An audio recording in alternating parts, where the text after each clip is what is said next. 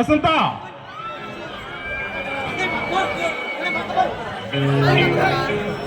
అమ్మ వసంత,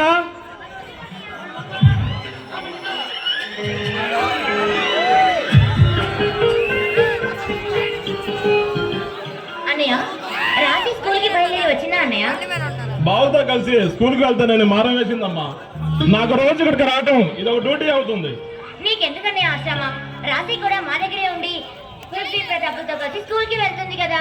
చూడమ్మా వసంత, నేను మాత్రం ఇంట్లో ఒంటరిగా ఎలా ఉండగలను?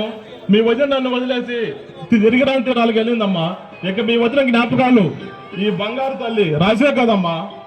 చూడన్నయ్య, గతించిన జ్ఞాపకాన్ని గుర్తు చేసుకుంటే పోయిన వదిన ఎలాగో తిరిగి రాదు కదా. అందుకని ఇప్పుడు అవన్నీ పక్కన పెట్టేసే అన్నయ్య. నా బాధ అంతా ఈ చిట్టు తల్లి గురించేనమ్మా. అయ్యా దీనికి ఏంటన్నయ్య? దీన్ని నా ఇంటి కోడల్ని చేసుకుంటానన్నయ్య. నా బంగారు తల్లి. అన్నట్టు మాట్లాడే మర్చిపోయాను, ఇంకా బాగా నిద్ర లేవలేదో ఏమిటి? నిద్ర లేచి స్నానం చేసుకోవడానికి వెళ్ళారన్నయ్య. ఇప్పుడే పిలుస్తాను. ఏమండి ఏమండి, స్నానం అయిపోయిందా? టిఫిన్ చేద్దు రండి. ఇప్పుడే బావగారు.